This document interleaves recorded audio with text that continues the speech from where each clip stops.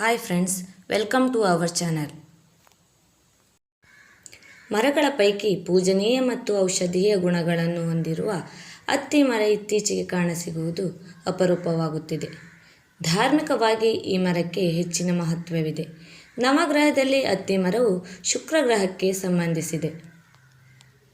ಮೇಲ್ನೋಟಕ್ಕೆ ಈ ಹಣ್ಣು ಅಂಜೂರದಂತೆ ಕಾಣುತ್ತದೆ.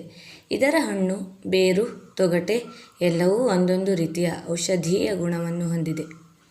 ಈ ಹಣ್ಣನ್ನು ಜೇನುತುಪ್ಪ ಮತ್ತು ಸ್ವಲ್ಪ ಉಪ್ಪಿನೊಂದಿಗೆ ತಿನ್ನುವುದರಿಂದ ಕಾಮಾಲೆ, ಪಿತ್ತ, ಬಾಯಿ ಹುಣ್ಣು ತಡೆಗಟ್ಟಲು ಸಾಧ್ಯ. ಈ ಮರವನ್ನು ಔದುಂಬರ ವೃಕ್ಷ ಅಂತ ಸಹ ಕರೀತಾರೆ. ಸಾಮಾನ್ಯವಾಗಿ ಅತ್ತಿ ಹೂವಿನ ಬಗ್ಗೆ ಕುತೂಹಲವಿದೆ.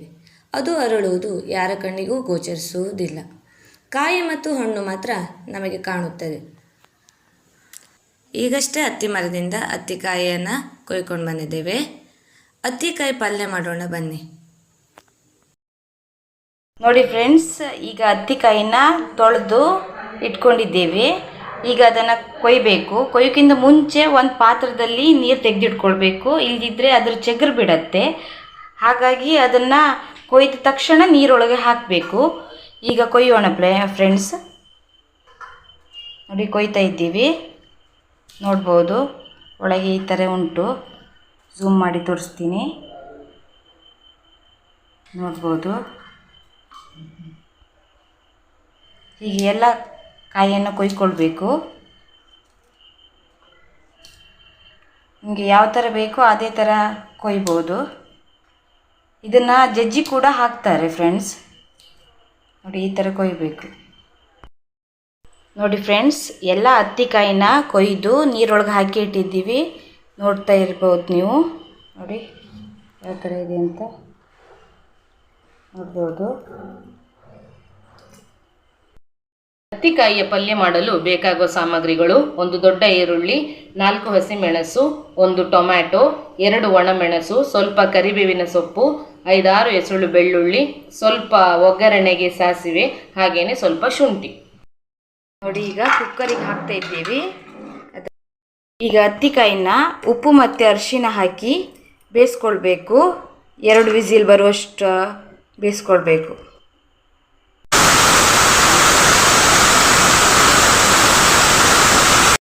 ಕುಕ್ಕರ್ನ ಓಪನ್ ಮಾಡುವ.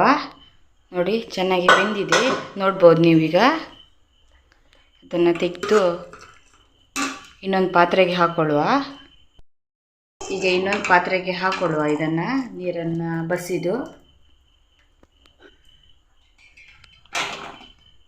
ನೋಡಿ, ಚೆನ್ನಾಗಿ ಬೆಂದಿದೆ.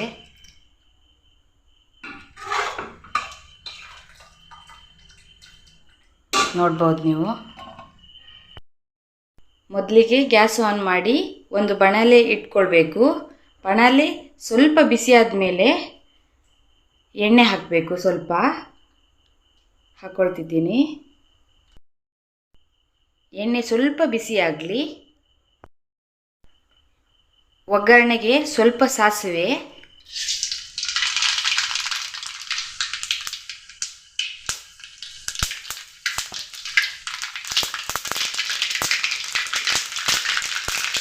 ಕರಿಬೇವು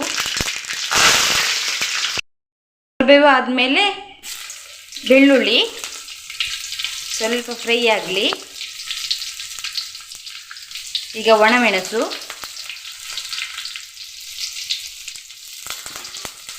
ಶುಂಠಿ ಇದನ್ನು ಹಾಕಿ ಸ್ವಲ್ಪ ಫ್ರೈ ಮಾಡೋಣ.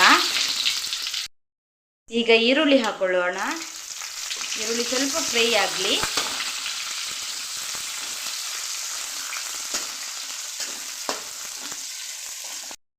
ಈಗ ಟೊಮೆಟೊ ಸೇರಿಸೋಣ. ಟೊಮೆಟೊ ಸ್ವಲ್ಪ ಫ್ರೈ ಆಗಲಿ. ನೋಡಿ, ಫ್ರೈ ಆಗಲಿ. ಸ್ವಲ್ಪ ಲೋ ಫ್ಲೇಮಲ್ಲಿ ಇರಬೇಕು ಇದು ಮಾಡುವಾಗ. ರುಚಿಗೆ ತಕ್ಕಷ್ಟು ಉಪ್ಪನ್ನು ಸೇರಿಸ್ಕೊಳ್ಳೋಣ.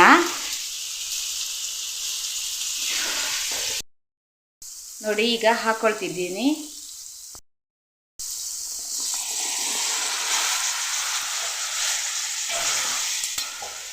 ಈಗ ಸ್ವಲ್ಪ ಫ್ರೈ ಮಾಡೋಣ, ಮಿಕ್ಸ್ ಮಾಡೋಣ ಅದನ್ನು.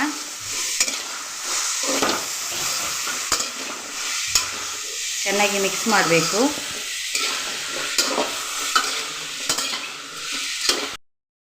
ಖಾರ ಬೇಕಾದವರು ಸ್ವಲ್ಪ ಮೆಣಸಿನ ಪುಡಿಯನ್ನು ಆ್ಯಡ್ ಮಾಡ್ಕೊಳ್ಬೋದು. ನಮಗೆ ಸ್ವಲ್ಪ ಖಾರ ಬೇಕು, ಹಾಗಾಗಿ ನಾನು ಆ್ಯಡ್ ಮಾಡ್ಕೊಳ್ತಿದ್ದೀನಿ. ಈಗ ಮಿಕ್ಸ್ ಮಾಡ್ತೀನಿ. ಸ್ವಲ್ಪ ಬೇಯಲಿ. ಈಗ ಇದಕ್ಕೆ ತೆಂಗಿನಕಾಯಿ ತುರಿಯನ್ನು ಹಾಕ್ಕೊಳ್ತಿದ್ದೀನಿ. ಮಿಕ್ಸ್ ಮಾಡೋಣ.